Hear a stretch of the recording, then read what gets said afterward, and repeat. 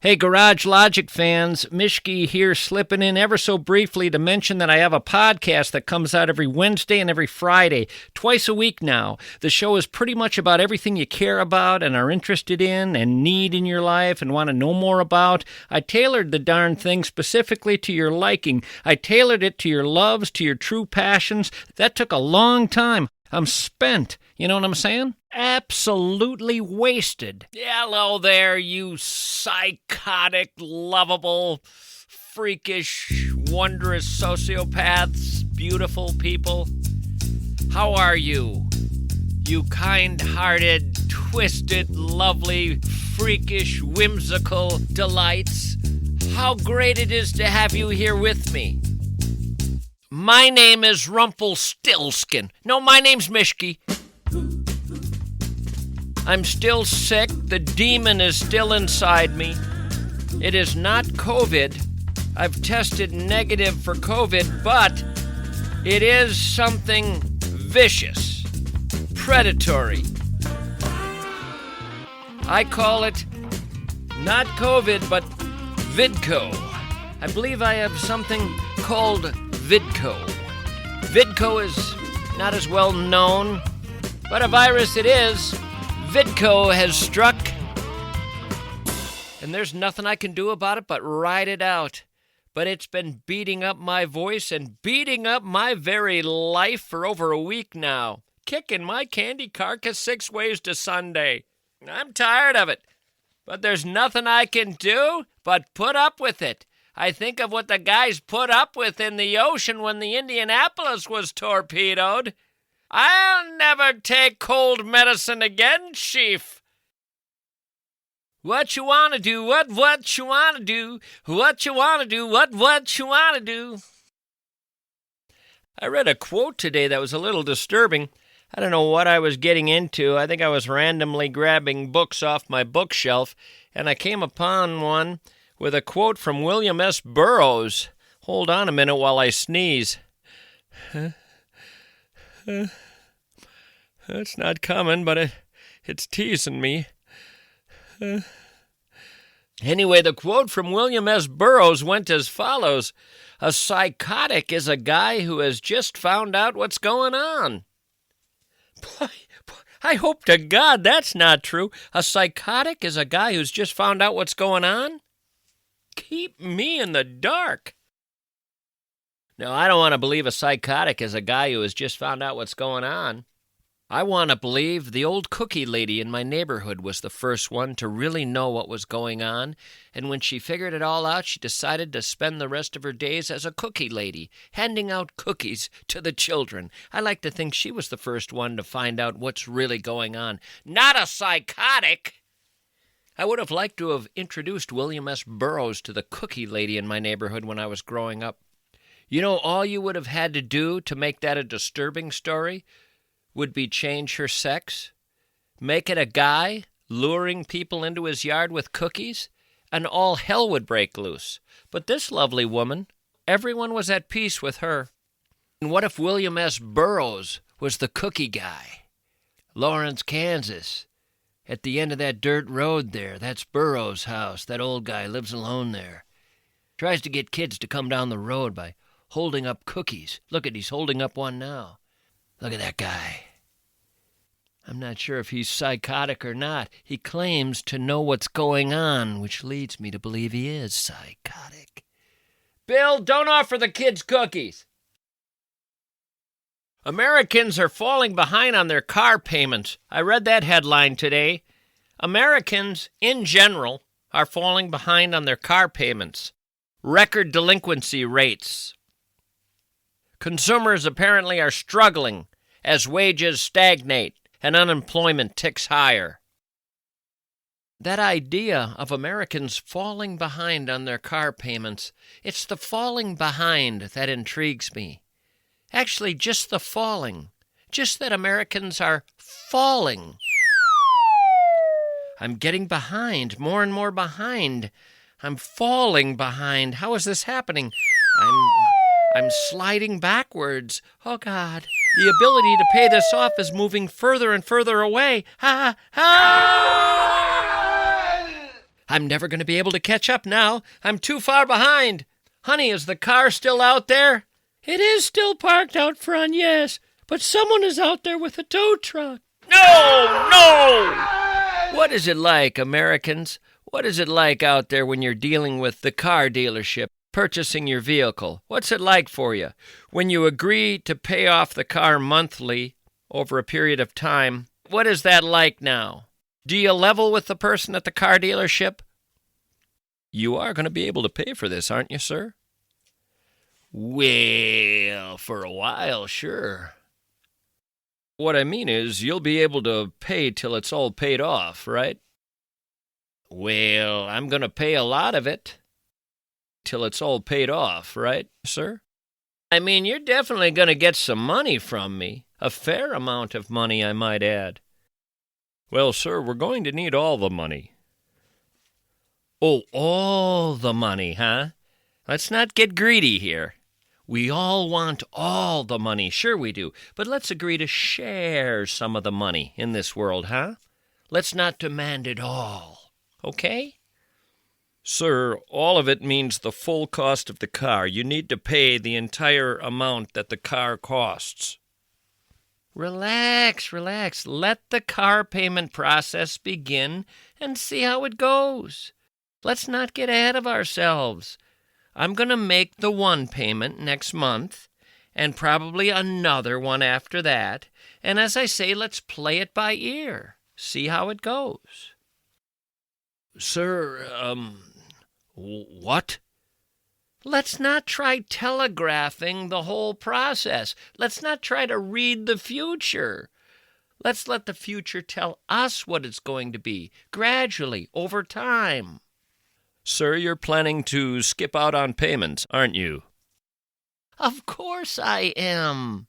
But the surprise is going to be, will I skip out early or late in the process? How much will you get from me? That's the fun question we get to play with. And the key word here should be play. Let's play together, you and I, and see what ends up finding its way into your wallet. Surely at some point in your life you've planned a picnic, and then when the day came around it was raining. Same kind of thing could happen here. That's called life. Here's another thing I read today.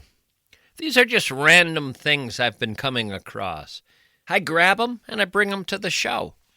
Here's a quote from director Ridley Scott. Ridley Scott. He says, "We are drowning in mediocrity out there.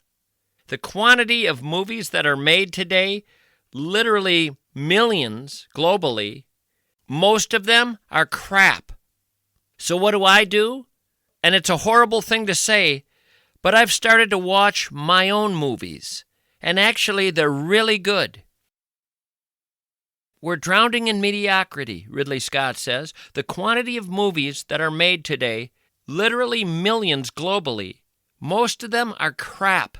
So what I've been doing, and it's a horrible thing to say, but I've started to watch my own movies, and actually they're really good.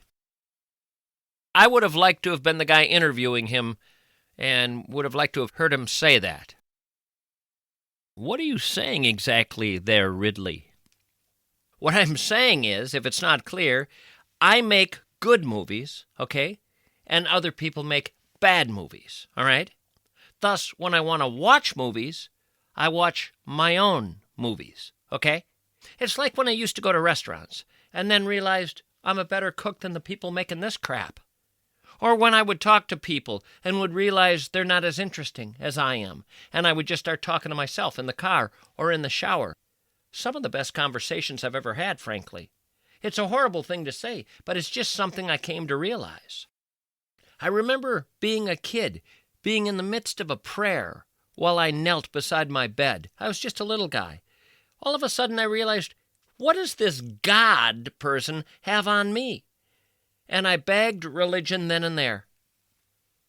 No kidding. It's a horrible thing to say, but it's just something I realized. I'm Ridley Scott, and unfortunately you are not. And that's what we have to live with. You have to live with it, I have to live with it. It's a horrible thing to say. It's just true. I was just noticing your wife there. She's not an attractive woman. And there are millions of wives out there now, millions. And it's a horrible thing to say, but none of them are any good.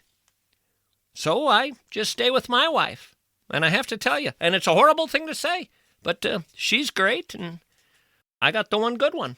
Go away. But honey, it's movie night. Go away. Oh, come on, it's my movies. We're watching my movies. Away. Sweetheart, you love my movies. Go away. It's a horrible thing to say.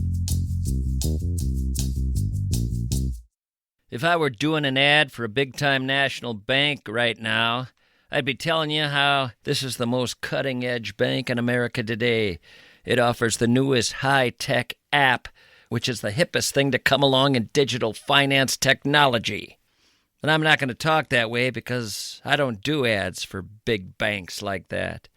I do ads for North American Banking Company. They think spewing all that next big thing talk is a distraction. They think the best technology is the one that's been around for a long time. Humans working at banks dealing with humans who are customers. They believe the best service isn't a chat bot.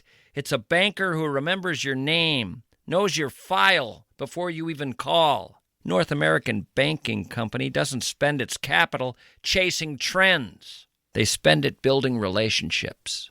North American Banking Company. Member FDIC, Equal Housing Lender. With football season in full swing, Underdog is the best place for you to get in on all the action. It doesn't get any easier than Underdog. Just pick whether your favorite players will go higher or lower on stats like rushing yards, receptions, touchdowns, and more. Get your picks right, and you could win up to 5,000 times your cash. A few weeks ago, the Dallas-Green Bay game was very good to me. I picked 6 players and stats, got them all right. Instant winner. This time around, I'm sticking with the Packers. I'm looking at Jordan Love to go higher on yards passing. Download the app today, sign up with promo code GARAGE, and score $100 in bonus funds or bonus entries when you play your first $5. That's promo code GARAGE. Underdog, make picks, win money. Must be 18 plus, 19 plus in Alabama and Nebraska, 19 plus in Colorado for some games, 21 plus in Arizona, Massachusetts, and Virginia, and present in a state where Underdog Fantasy operates. Terms apply. See assets.underdogfantasy.com/web/play and get terms _DFS_.html for details. Offer not valid in Maryland, Michigan, New Jersey, Ohio, and Pennsylvania. Concerned with your play? Call 1-800-GAMBLER or visit ncpgambling.org. In New York, call the 24/7 Hope line at 1-877-8-HOPE-NY or text HOPE-NY 467-369. Before the commute, before the chaos out there on the road, there's this moment. It's a moment when your garage door opens and you see it, that vehicle you got from Fury. It's not about the color, although that's beautiful. It's more than just the engineering, although that's extraordinary. It's really about the feeling you get when you realize you're not driving a car, you're driving your car. And the people who made sure you got your car, are the people at Fury Motors. They don't just sell cars at Fury. They curate your choices. From the rugged capability of Jeep or Dodge, to the refined luxury of Buick and GMC, to the grand tradition of Ford, they provide you with absolutely no pressure, just options. 4 distinct destinations, one common purpose, getting the right machine for you. Your next great adventure starts right now. Find a Fury Motors near you.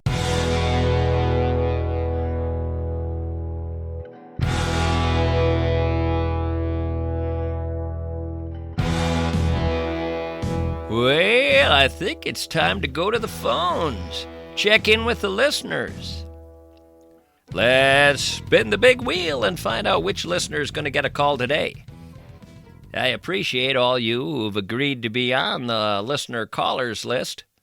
If you'd like to be on the listener callers list, text your first name to 651-321-8949, and I'll randomly give you a call sometime and give you a little what for.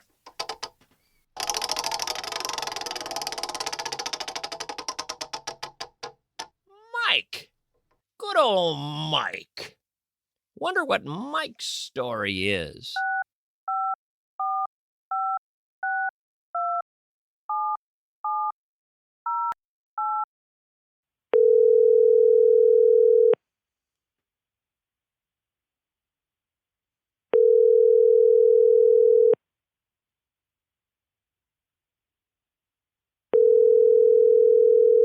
we got new phone. What the hell is going on over there? Stay there.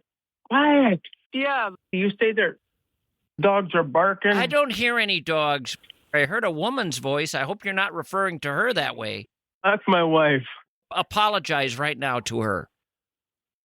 She's outside talking to neighbors. I'm in here talking to you. Go out to her and hand her the phone. Wendy, you got to take this phone call. Hello? Do you actually have dogs? Yeah. And your relationship is good, right? He's a decent guy? Who is it? There were some things he said that were just disturbing to me, and I couldn't hear a dog anywhere. Who is he talking to? Who's that woman talking right now? My neighbor lady. Would you please hand her the phone? Okay. I'm the neighbor lady. You sound like Gladys Kravitz. Oh, my gosh. That's an insult. The relationship between this fella and his wife is pretty good. Oh, God, yeah. How about your relationship with your husband? I've been married 45 years. Want to talk to him, too? Yes, I do. You do? Yeah, I want to. What do you mean you do? 45 years you've been married to that woman, Gladys Kravitz? Yes.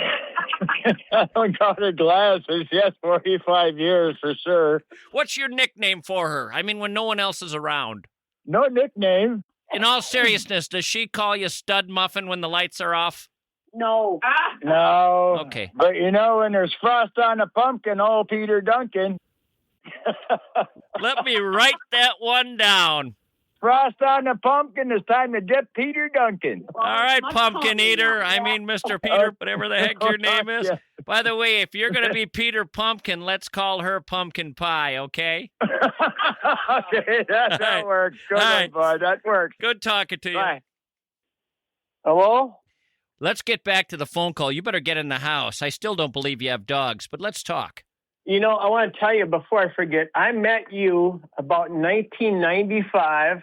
Let me guess. In a restroom. Nope.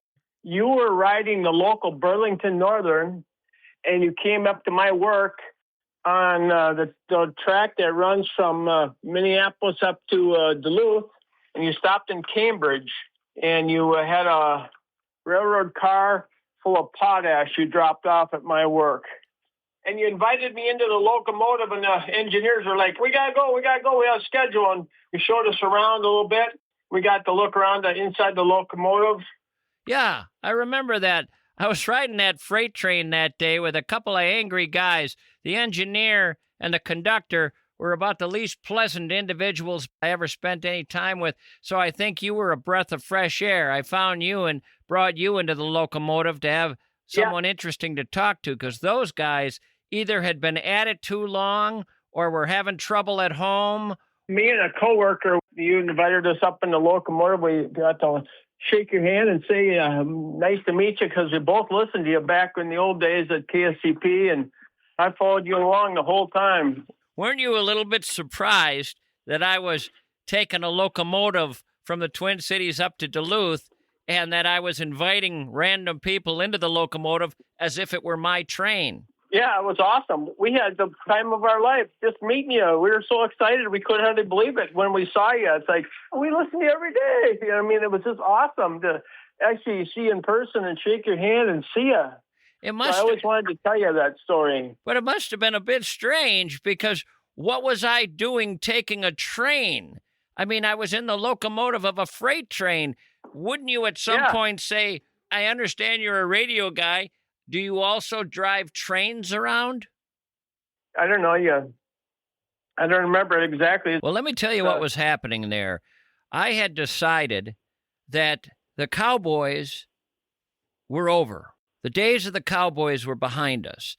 And I determined that the new Cowboys, the new ones, who had that old cowboy spirit still in their veins, were the train engineers, the old truck drivers, the towboat pilots on the Mississippi, and the traveling minstrels, the people still driving cross-country, rolling into towns and singing songs, and then heading to the next gig.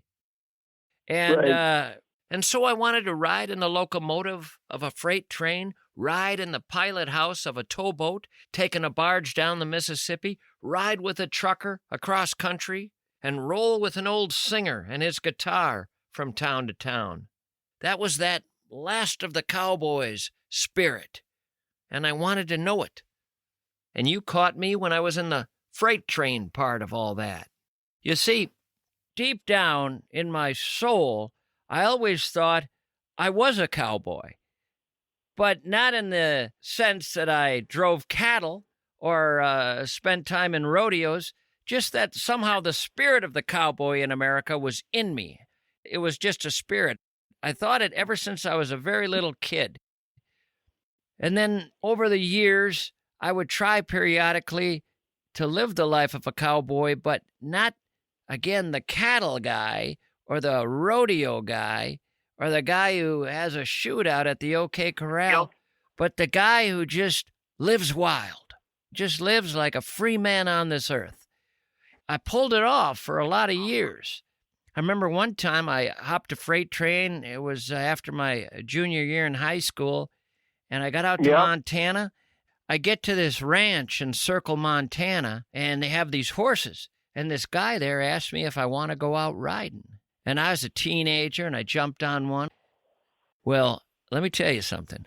There is a moment of utter freedom when you're on a horse and you can't see anybody for miles, and you decide to see what that horse can do. And I took that thing as fast as you could possibly ride a horse. And I remember the wondrous realization when it's in full gallop at high speed. It was like a Porsche. It was smooth, and I was one with the land and the horse. It was the closest I've ever been to the afterlife. The only other time I had an experience akin to that, I had a pal when I was in high school, and he got one of I can't even tell you what kind of car it was, but it was one of those ones where it already was pretty wild and cool and souped up when he got it, and then he went to town on it and made it even more powerful. And he had some sort of hyperspace control on it. You know, like in Star Wars, where all of a sudden you press a button and whoosh. We were driving down Shepherd Road in St. Paul. He pressed this button and that car flew. I mean, it flew. It flew like a falcon, like we were off the ground. And I said, could I take it for a spin? And to this day, it's the fastest I've ever gone in a car. I would never do this again, and I don't recommend it to anyone, but I did 134 miles an hour.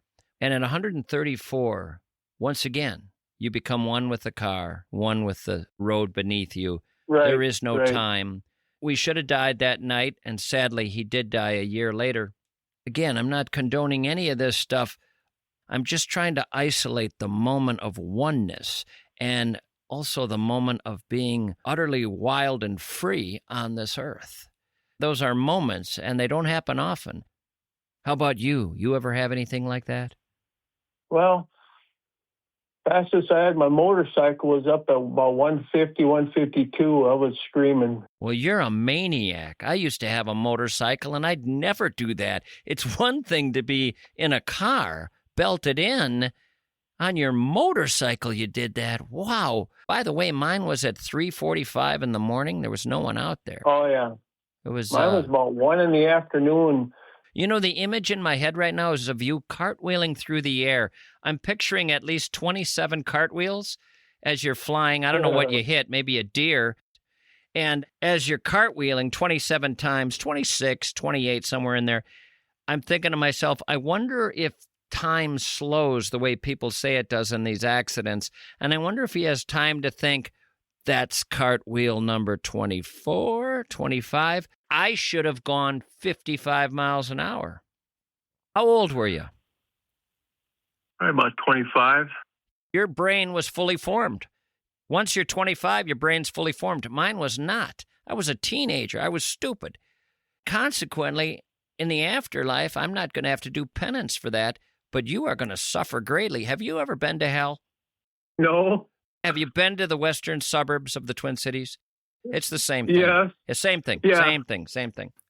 Anyway, you were on your motorcycle, and you wanted to be a cowboy. That's why you got a motorcycle, because you wanted a pony, and that was your pony.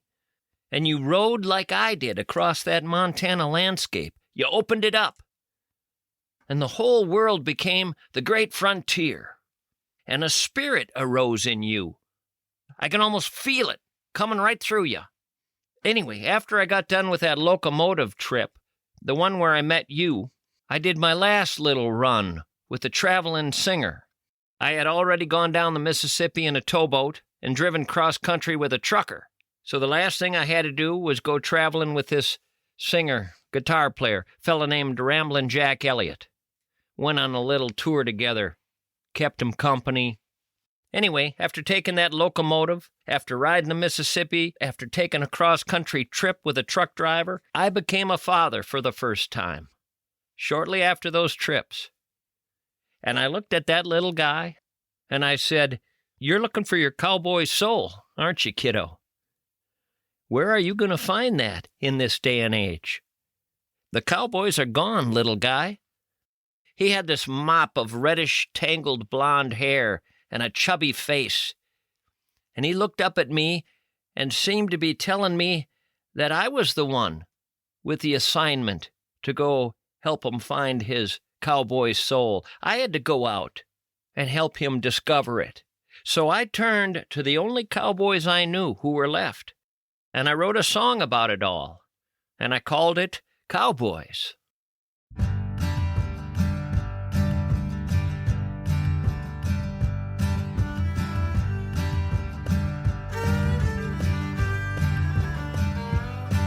Truck driver, engineer, towboat pilot, balladeer. Tell me stories from the endless miles. Turn the head of this tangled haired child and fill his heart with the call of the wild. Running the river, open road, steel rails and wide loads, dusty, lusty, rolling, ragged jaw. Tuck it in the heart of this boy. Tangled hair boy. You are the cowboys now. You're the cowboys now. You're all that's left. You're all I know. You are the cowboys now. You are the cowboys now. And he is a child looking for a cowboy soul.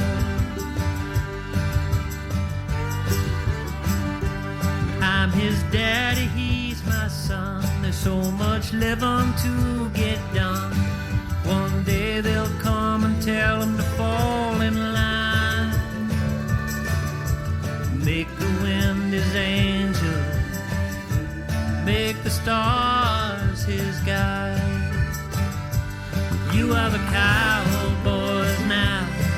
You're the cowboys now. The frontier won't be here for long. You are the cowboys now. You are the cowboys now. He is a child waiting for his cowboy song. Wow, that's a good song. So tell me about yourself. Are you recording all this? Oh, I would never record this. That's the last thing I do. I don't know if you know me, but I'm not a guy who gets into calling people and recording conversations. Yeah. I don't know. I mow grass and I plow snow. Mow and plow. I think there's something noble about that. You're covering both ends of the year. The grass a-growing and the snow a-falling. I bet you're a happy guy. I don't think life is terribly complicated for you. You've got your lovely wife, you got Gladys Kravitz keeping an eye on the place, and you got the randy guy, Mr. Pumpkin Patch. You hear noises, think it's a coyote, but it's just that fella in the second floor bedroom. And then you have your dogs. What are your dogs' names? Mine is Edith. Could I pause you right there? You had a dog in front of you. You're looking at the dog, and you're saying to yourself, what are some good names for dogs? And the name Edith pops into your head. Yep. Okay. My wife named her. It's just a good thing you two didn't have a daughter. Because if you would have, God knows what her name would have been. Yeah, I don't know. What do you think? Her name would have been Thelma? Did you and your wife ever have kids? Nope. Never wanted them? I got married too late. How late? 41. 41. She was already married to somebody else. And you were waiting for her to get divorced? Yep. My best friend dated her sister. And I met her and her husband at the time at her little sister's birthday party. And then I lost track of her for about a year. Later, her sister that was dating my best friend Trent said, "Hey, my sister's available. Why don't you give her a call?" When you were at this birthday party, did you look at her? Did you look at her and say to yourself, I'm going to keep track of this one? We talked that whole night at the birthday party. I didn't keep track of her, but we talked the whole night at the birthday party. And What was the husband doing while you were talking? he went upstairs and went to bed because he had to be at his other job in the morning. So there you are, talking to your future wife. Hubby's going to sleep, completely unawares. Meanwhile, the seeds are being sown down below. I think that's what Bob Seger meant when he was singing The Fire Down Below. I think he Maybe. might as well have been this woman's husband upstairs going, Look out for Wendy. She's moving pretty fast. I'm not long for this marriage. She's going to kick my ass. Maybe. Maybe. So how long after you started dating her did you marry her? Year later. Year later. Did you make sure you had one good fight before you walked down the aisle? Oh, yeah, we had our ups and downs like Sure. everybody else. Sure, attaboy. There's arguments between coworkers or wives and husbands and whatever, you know. Yeah, I've been working on a song about a man and a woman fighting. Tiring of it all. They've had their run-ins, and on this particular night, this fella's saying, I got nothing in me anymore. The lyrics go a little something like this. Stop your crying, I'll stop shouting, I'll stop my whining, you stop your pouting. Got no fight left tonight, my darling. Turn off that TV, come up and see me. I don't bite, but you don't believe me. Got no fight left tonight, my darling. Yeah, I got mad, made you feel bad, messed up the best thing that I ever had. I'm up here feeling sorry, you're down there feeling so sad. But if you stopped your crying, I stopped my shouting, I stopped my whining, and you stopped your pouting, there'd be no more fighting, no more lightning, no more thunder. You could come on under these covers, and we'd be lovers again. So, did you want to ask me anything? I know I've hogged most of this phone call. I'm so grateful you called me because I love listening to your show. To me, it's not on enough. 2 times a week's not enough for me, but I take what you give me, I guess. I mean, I'm lucky to have that. What do you think you're going to do when you die? I don't know. Hopefully go to heaven. What if you don't? Oh, boy. I mean, what if you don't? I don't know. I mean, think about it right now. What if you do not? Hope I don't But go the what- other direction. What if you do? Got to deal with it, I guess. Well, but how will you deal with that? Wow. We sure have covered a lot of territory. Yes, we have. Well, nice talking to you, Tommy. Boy, it's been great visiting with you as well. Maybe we'll run in. Call me again sometime. I will, and maybe I'll run into you on a train. You never know. Bye-bye now.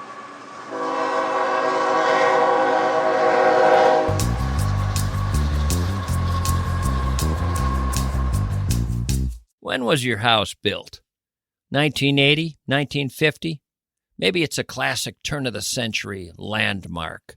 Whatever the year, your home relies on systems most people never think about until those systems stop working.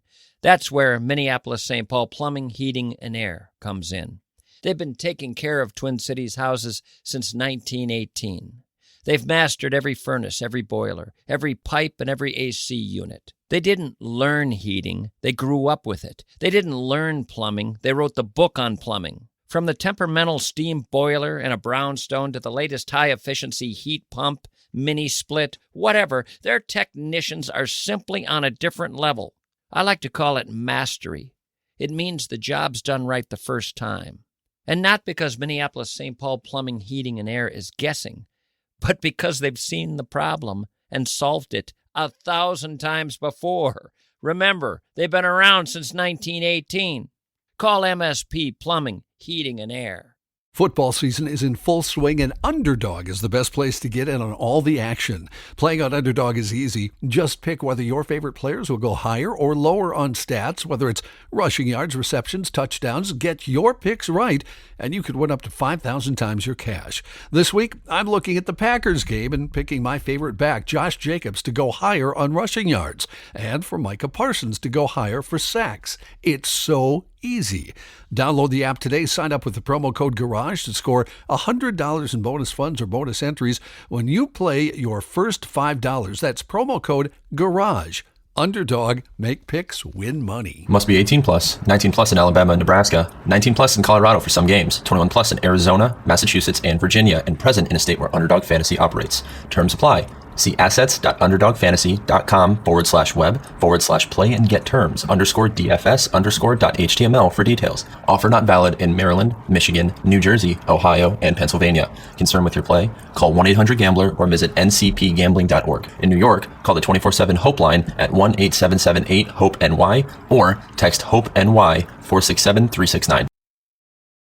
When a loved one faces memory loss, the decision for their care is the hardest to make because it comes with a question: how can we give them the comfort they need, the aid they need, the services they need in a warm, loving environment? How can we put all that together? The Welshire is not a facility, they're a neighborhood. The Welshire of Bloomington and Medina offer places where life doesn't stop, it just adjusts.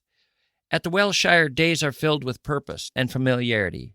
A trip to the on-site ice cream shop, a fresh haircut at the barber or the salon, a quiet afternoon in the library, or the beautiful secure courtyards and gardens. At the Welshire, they have their own cinema for movie night. But beneath the comfort, beneath that setting, is a key defining difference: their clinical structure. The Welshire provides 4 distinct neighborhoods, each dedicated to a specific stage of memory health. This is care engineered for their specific needs. If you're seeking a community that understands quality of life is everything, choose the Welshire.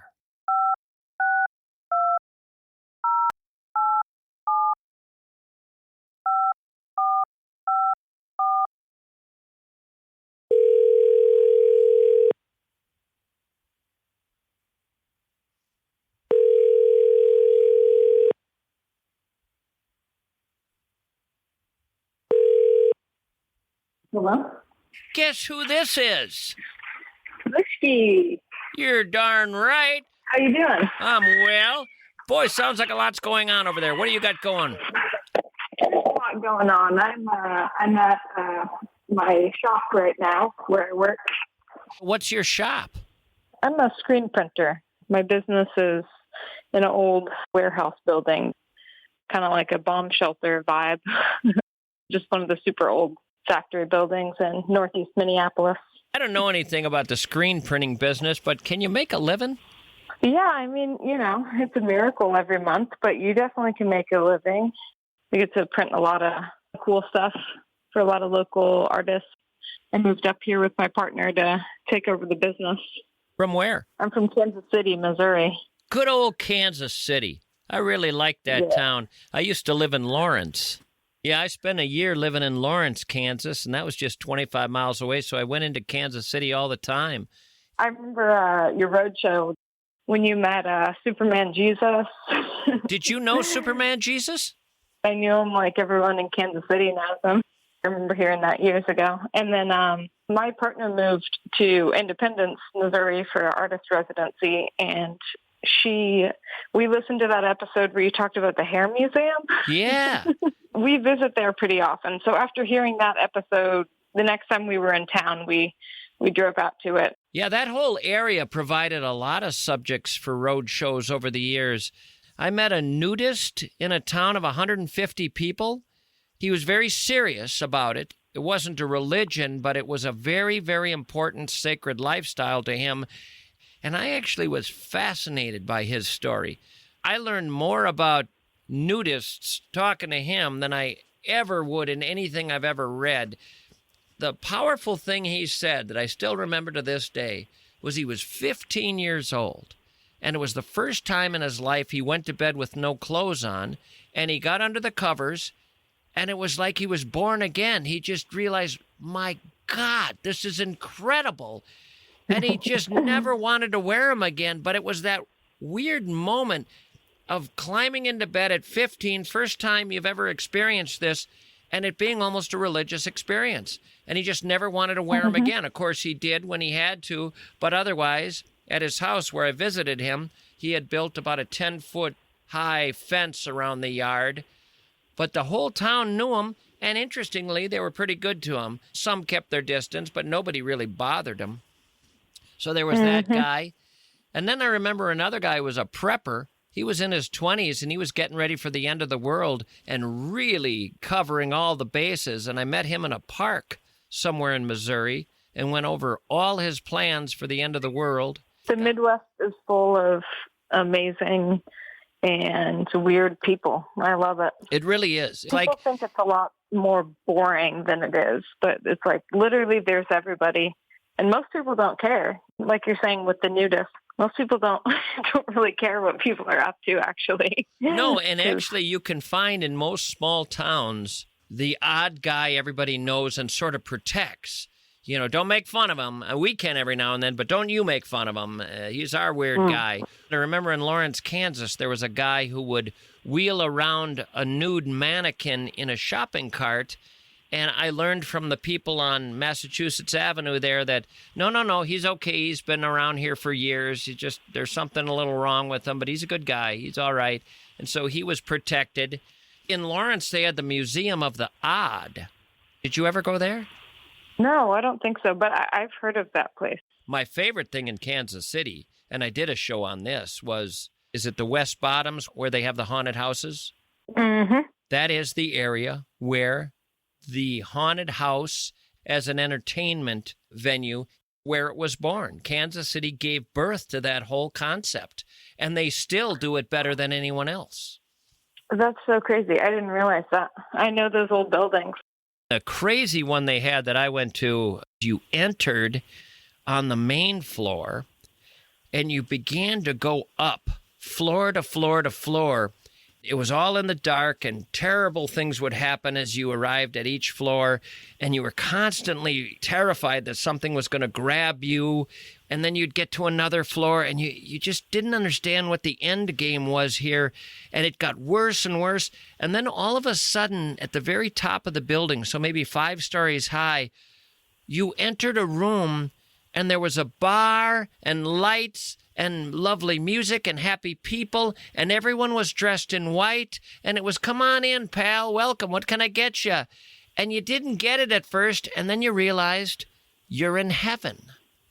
It was heaven. It was actually a depiction of how they imagined heaven, and it was beautiful and lovely and friendly and warm, and then they pointed to the way out, and you opened a door, got in a chute, a tunnel, and went down 6 stories, all 5 that you had climbed all the way to the basement and came out in hell. And hell... Oh, yeah, I've seen the chute. It, like, goes outside the building. Goes all the way down. And hell was hell. Hell was hell.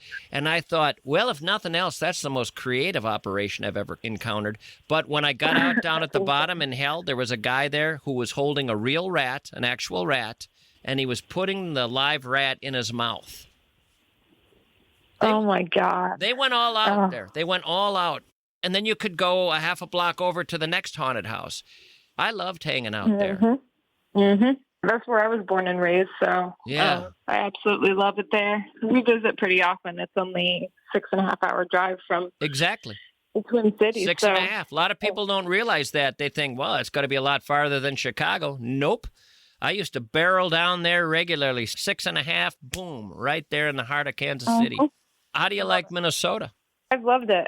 You gotta adjust to the winter, just change your relationship with that winter in Kansas City. I mean, it's kind of just a lot more depressing and gray and gets really icy and is dangerous. And here, there's just a lot more you can do in the snow and outside and everything like that. So I've learned to love it.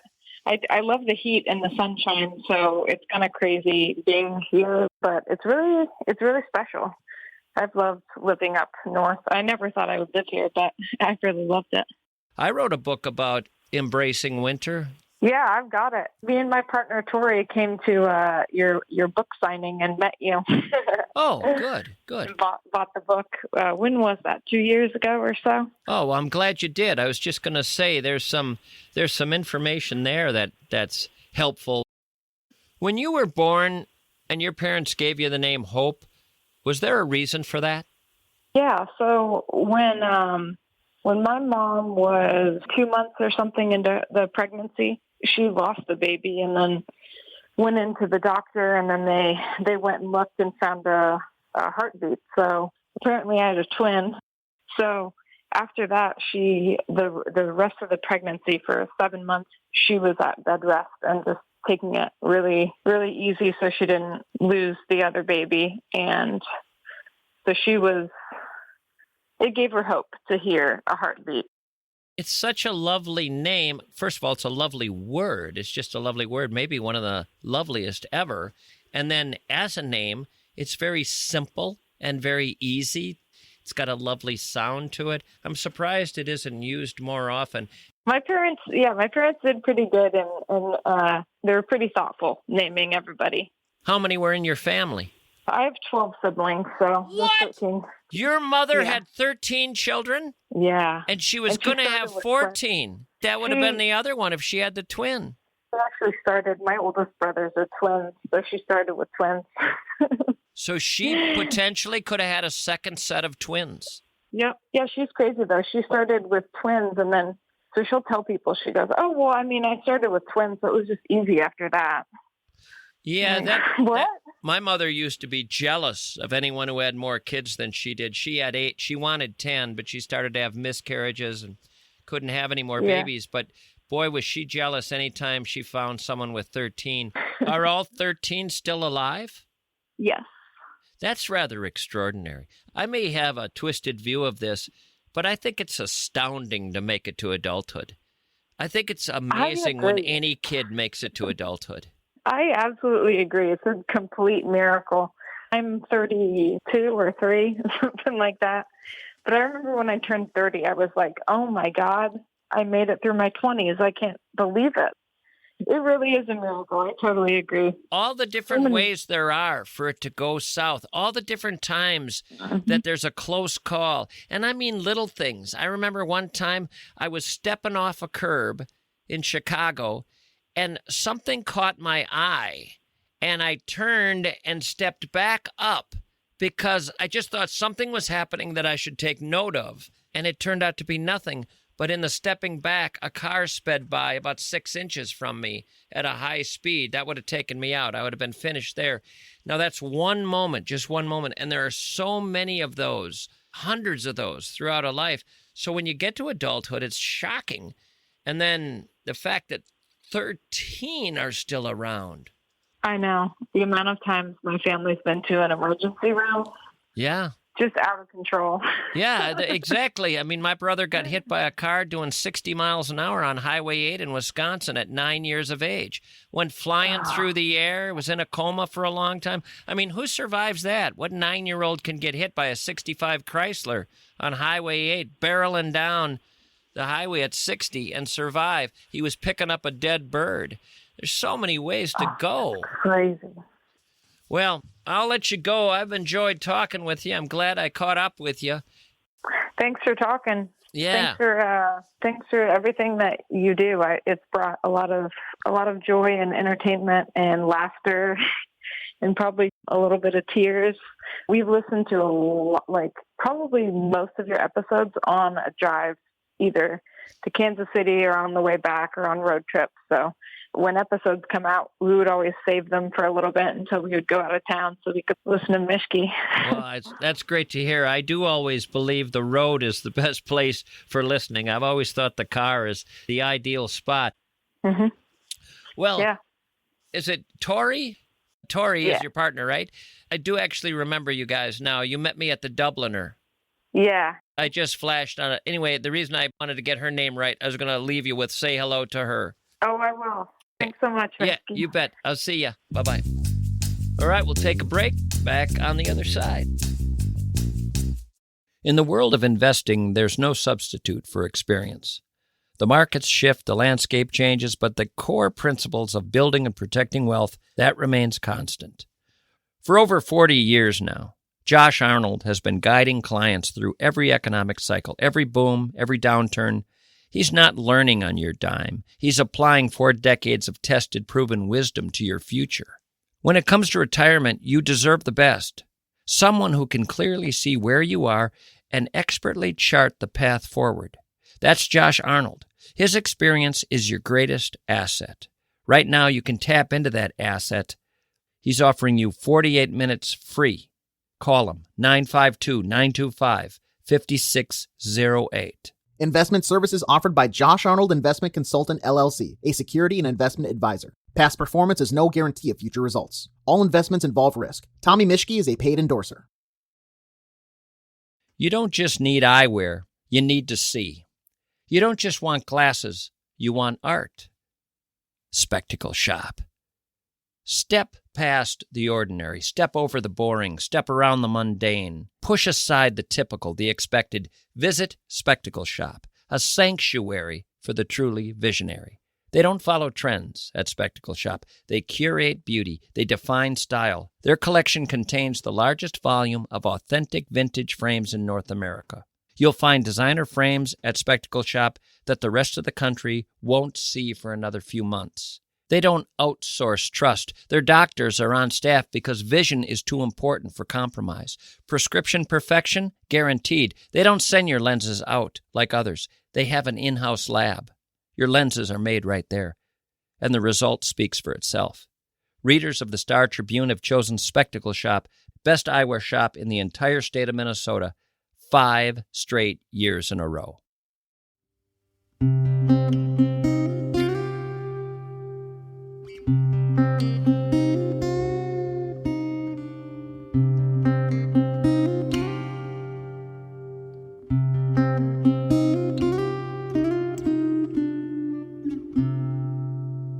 I was in a cafe the other day eavesdropping, as I will do. I'm kind of a professional eavesdropper. Well, I would be if the job paid. It does not, so I'm an amateur. But I will say if they ever did pay eavesdroppers, I'd be your top paid eavesdropper. I'd be your number 1 pro eavesdropper. There are none out there better than I. I've been eavesdropping all my life, listening to the people in the booth behind me, listening to people down the bar from me, getting a little close to the people at the bus stop trying to pick up what they're saying, pretending I'm reading at the barber shop when I'm just eavesdropping. It's not the same as being a peeping Tom, because this isn't in a private world, really. I mean, I'm not hiding in their bathroom. These people are in public. Yes, they think they're having a private conversation, and they are not, because I'm picking it up. I have really good ears, great ears. I was blessed with that. It makes up for my eyesight. I have terrible eyes, but good ears. And I like to listen to what's going on in other people's private lives. So I was listening to this woman talk to a friend of hers, and she mentioned that Maureen was preggers. She said, did you know Maureen is preggers? Preggers, she said, meaning pregnant, but she went with the term preggers, which made me want to pick up my porcelain coffee cup and send it across the room, shattering it against the wall, just to get out some rage. I don't know why. I just don't understand why we can't say pregnant. Apparently we can't. When it comes to euphemisms for pregnancy, it's really astounding, all the different things I've heard over the years. What was wrong with the word pregnant? Pregnant seems so innocuous. Does pregnant sound like a naughty word? She's pregnant. It just sounds like a fine word. It's just very clear. Maureen is pregnant. She couldn't say that. She's preggers. She's eating for 2. Did you hear Maureen is eating for 2? I used to hear that when I was a kid. Or you'd hear the classic bun in the oven.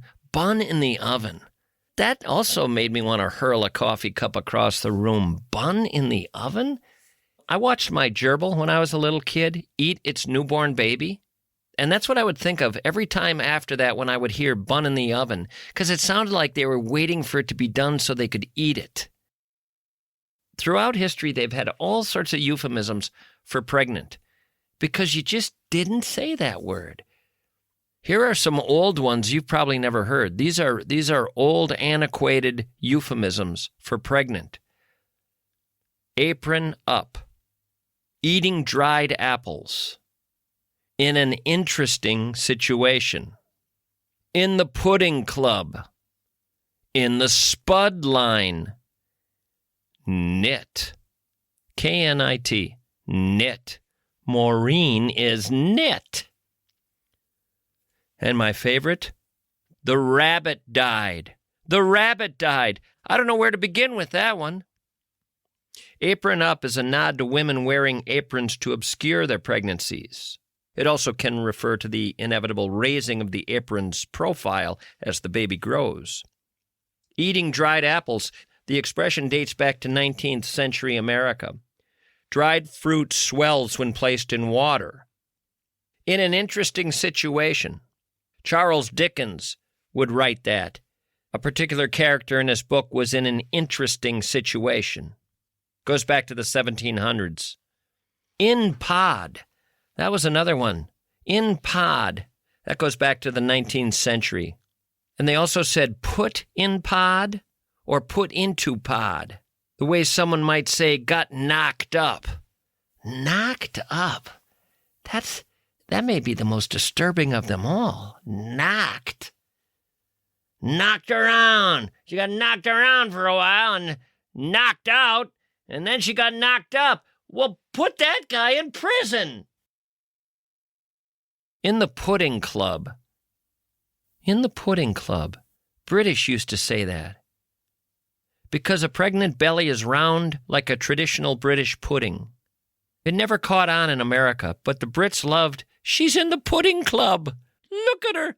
You're in the pudding club, pudding club, pudding club. You're in the pudding club, a pudding club for you. Women would walk down the street and the guys would all of a sudden go into this kind of dance. Pudding club, the pudding club, the pudding club. You're in the pudding club. Someone put you in the pod. The spud line. The spud line. 20th century.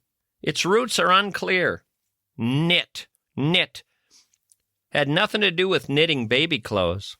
Dates back to the 1600s. Nobody understands why that term was used. And my favorite, the rabbit died. That was inspired by a 20th century pregnancy test that involved injecting the possibly pregnant person's urine into a juvenile rabbit and checking for changes to the animal's ovaries. The scientist would kill the rabbit in order to examine its organs. So the expression actually makes no sense. The rabbit would be dead even if you weren't pregnant. It's odd, though, that you would ever say, it's better to say she's in an interesting situation than to say she's pregnant. I think people spend a lot more time thinking about the interesting situation when you say it that way. They take interest in it. Whereas when you just say pregnant, they move on. But, oh, she's in a what? An interesting situation. In order to have ended up in an interesting situation, she must have, how you say, done something interesting. They did something interesting together, didn't they? Oh, they did indeed. Some 9 months ago. It's quite clear that things must have got interesting. Yes, they were in their bedroom in an interesting situation. I guess you would say situated interestingly. Or another way of saying it is the rabbit died. I'm sorry, what did you say? The rabbit died. What the hell are you talking about? The rabbit died. So she's in a spud line now. In a spud line in the pod. The rabbit died. See? Yes, it's dead. It's a corpse. The rabbit is rotting away in a grave. It's eating dried apples in a spud line, no doubt with its apron up, knitting with the doggone pudding clubhouse there. Let's go with pregnant. Or let's come up with a brand new one right now, something never before thought of. How about tending a secret garden, commissioning a little masterpiece? How about she's carrying a pocket universe? She's renting out a womb office. Let's go with pregnant.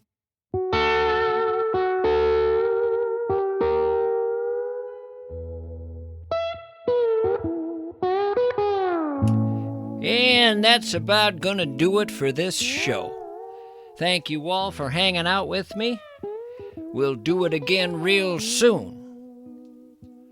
So long for now.